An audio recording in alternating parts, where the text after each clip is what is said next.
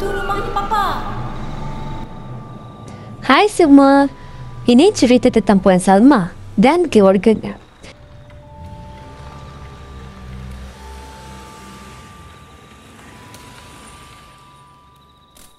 Jadi, Puan Salma dan keluarganya baru berpindah ke rumah teres 2 tingkat yang dibina lebih 15 tahun lalu.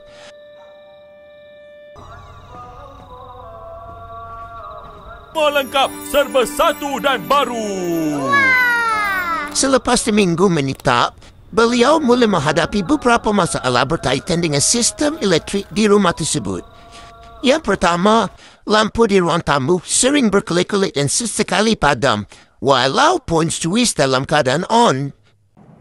Yang kedua, kipas siling di bilik utama tidak berfungsi sepenuhnya. Ia hanya berfungsi perlahan walaupun pada tetapan kelajuan maksimum. Yang ketiga, suis soket 13A di dapur berasa panas apabila digunakan serentak untuk peralatan. Yang keempat, suami Puan Salma pernah terasa kejutan elektrik yang ringan semasa menyentuh casing mesin basuh.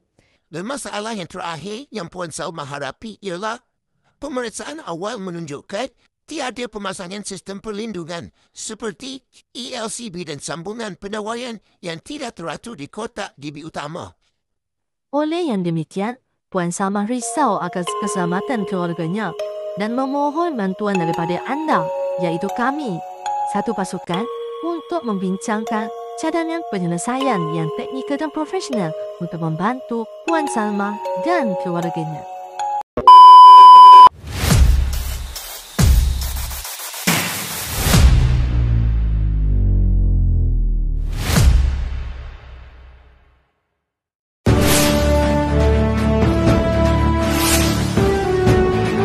Untuk masalah pertama, punca kemungkinan masalah pertama berlaku adalah disebabkan oleh sambungan wayar longgar, terminal lampu rosak terkotor, voltan tidak stabil dan suis lampu haus. Jadi, cadangan penyelesaian berbagi menyelesaikan masalah ini adalah memeriksa dan ketatkan semua sambungan wayar, menggantikan suis yang lama atau pemenggal lampu yang rosak, menggantikan lampu dengan lampu yang lebih berkualiti dan memastikan saiz wayar 1.5 mm dan MCB 10A.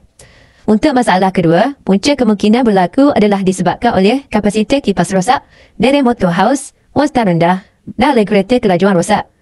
Cadangan penyelesaian adalah menggantikan kapasitor yang lain iaitu 2.0 hingga 2.5, lubricate atau ganti bearing, memeriksa voltan dan sambungan wayar dan menggantikan regulator kelajuan. Yang ketiga adalah punca kemungkinan bagi masalah ketiga adalah menggantikan beban melebihi kapasiti soket, sambungan wayar longgar atau teroksida. Wayar terlalu kecil iaitu kurang dari 2.5 mm. Jadi, cadangan penyelesaian adalah menggantikan soket dengan yang berkualiti tinggi, memasang litar basingan untuk peralatan berat, menggunakan wayar 25 mm atau lebih besar dan mengagihkan penggunaan peralatan. Untuk punca masalah keempat adalah tiada sistem pembumian, kebocoran arus dalam mesin basuh, soket tanpa sambungan bumi dan tiada RCCB atau ELCB. Jadi, cadangan penyelesaian adalah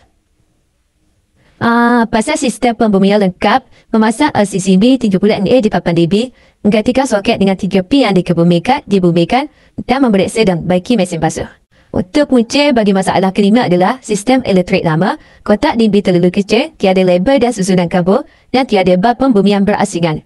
Untuk cadangan penyelesaian bagi masalah ini adalah menaik taraf kotak DB model, memasang RCCB atau RCBO untuk litar kritikal, susun dan label semua wayar dan MCB dan lakukan ujian keselamatan lengkap. Kes seterusnya, perancangan pendawaian baru rumah Puan Salma bermula dengan litar skematik. Litar skematik menunjukkan sambungan antara suis, lampu dan soket. Setiap komponen ditunjukkan dengan simbol elektrik yang standard. Litar juga dibahagikan kepada litar lampu dan litar kuasa. Ini membantu memastikan aliran elektrik dirancang dengan selamat. Seterusnya, rujukan dibuat kepada peran lantai rumah Puan Salma. Pelan lantai menunjukkan kedudukan semua ruang dalam rumah. Daripada pelan ini, lokasi lampu, suis dan soket dapat ditentukan. Setiap pemasangan dirancang mengikut keperluan setiap ruang. Ini memastikan pendawaian sesuai dengan penggunaan harian penghuni. Akhir sekali, litar bergambar disediakan sebagai gambaran visual. Litar bergambar menunjukkan kedudukan sebenar setiap komponen.